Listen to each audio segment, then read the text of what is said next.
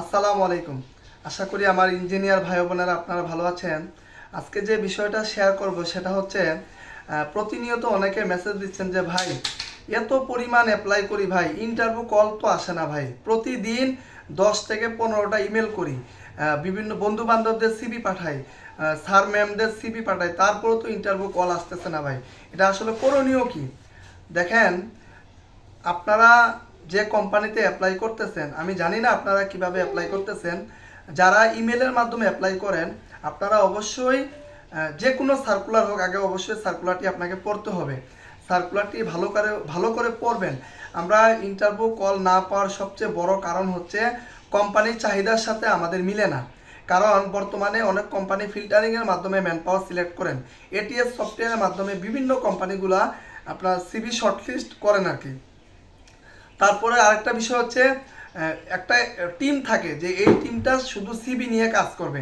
তো এবার বুঝেন ওনারা কত যত্ন সহকারে এই সিবিগুলা কাজ করে।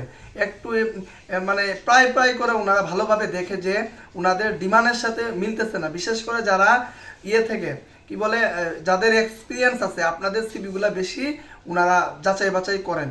কোম্পানি আপনার বর্তমানে কাজের দায়িত্ব, আপনি কোন ডিপার্টমেন্টে আছেন, কি পদে আছেন, আপনার কাজ কি, ওদের কোম্পানির বর্তমান কোম্পানির সাথে আপনার মিলতেছে কিনা।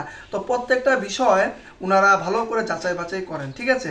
তো আমাদের ইঞ্জিনিয়ার ভাই বোনেরা ইন্টারভিউ কল না পাওয়ার বড় কারণগুলো তো আমি বললাম। এখন আরেকটা বিষয় হচ্ছে আপনার এডুকেশন। আপনার চাইছে ইলেকট্রিক্যাল, আপনি মেকানিক্যালের সিবি দিয়ে দিচ্ছেন, এটা কিন্তু হবে না। আপনি সাথে সাথে রিজেক্ট হয়ে যাবেন।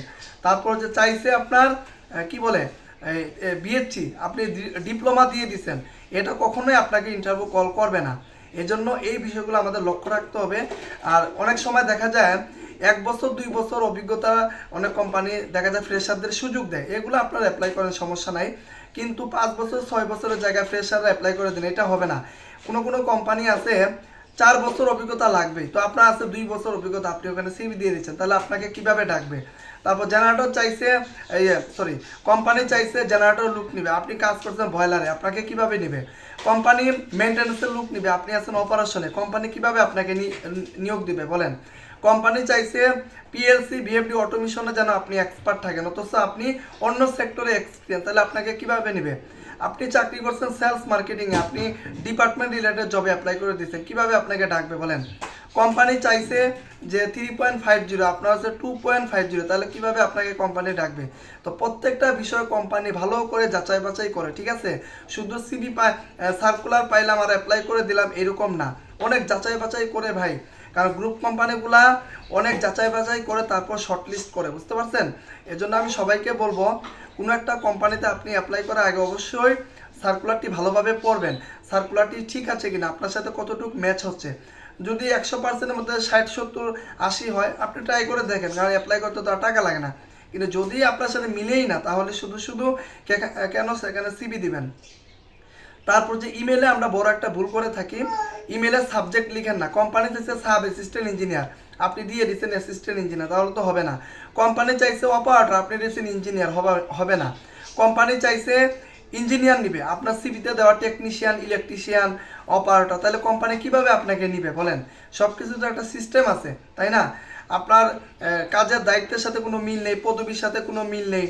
আপনি কাজ করছেন মেইনটেনেন্সে, অথচ ওরা ইটিপি বা ইউটিলিটি লুক নেবে, আপনি দিয়ে দিচ্ছেন, তাহলে কিভাবে হবে? এই জন্য আমি সবাইকে বলবো, কোথাও অ্যাপ্লাই করার আগে অবশ্যই আগে আমি সিবি, আমার সার্কুলারটা ভালোভাবে পড়তে হবে, ঠিক আছে। কোনো একজন বন্ধু নক দিল, বন্ধু তোমার সিবিটা দাও, তখন ওকে বলবেন যে বন্ধু কোন সেক্টর লুক নেবে? এই সেক্টর, ঠিক আছে ফাইন, আমার সিবি ঠিক আছে, নিয়ে নাও। এই যে এইভাবে জিজ্ঞাসা করে করে তারপর এইভাবে একটু সিস্টেম অনুযায়ী কাজ করতে হবে। আর নাহলে সারাদিন অ্যাপ্লাই করবেন, ইন্টারভিউ কল আর আসবে না ভাই, ঠিক আছে। তো এই জিনিসগুলো আমরা একটু যাচাই বাছাই করবো। যারা ফ্রেশার আছেন, আপনারাও একটু যাচাই বাছাই করে অ্যাপ্লাই করবেন। ডিপার্টমেন্ট আপনার পাসিং ইয়ার।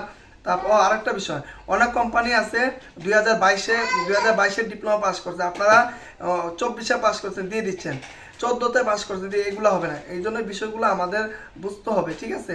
তারপর অনেক জায়গায় দেখা যায় মেয়েদের সার্কুলার ছেলেরা ওখানে অ্যাপ্লাই করে দেয়, তাহলে কিভাবে হবে বলেন? তারপর আরও আর কিছু ভুল আছে। আপনি যেমন বিডি যাচ্ছে, আপনি আপনি চাকরি করবেন ঢাকা এরিয়ার মধ্যে, অথচ আপনার বিডি যাচ্ছে খুলনাতে, আপনি খুলনার মধ্যে আপনি শুধু চাকরি করবেন, তাহলে কোম্পানি কিভাবে আপনাকে ডাকবে? এই জন্য প্রত্যেকটা প্রোফাইল সিভি ভালোভাবে দেখবেন যে আমি পুরো বাংলাদেশে আমার কাজ করার ক্যাপাসিটি আছে কিনা, আমার সিভির মধ্যে আসলে কি দেওয়া, তাই না? অনেক কোম্পানি আছে স্যালারি নেবে 16,000, আপনি বর্তমানে পান 22,000 টাকা, তাহলে ওইখানে আপনি কিভাবে কি করবেন বলেন? তারপর আরেকটা বিষয়, সেটা হচ্ছে স্যালারি ডিমান্ড করেন, কোম্পানি নিবে 12,000 টাকা, আপনি দিয়ে দিচ্ছেন 20,000 টাকা, কিভাবে হবে বলেন? তো এই ছোট ছোট বিষয়গুলো আমাদের খেয়াল রাখতে হবে। এই ছোট ছোট বিষয়গুলো যদি আমরা খেয়াল রাখি, অবশ্যই আমরা ইন্টারভিউ কল পাবো। আর অবশ্যই ইন্টারভিউ একটা কল আসলে আমরা ভালো করে যাচাই বাছাই করব।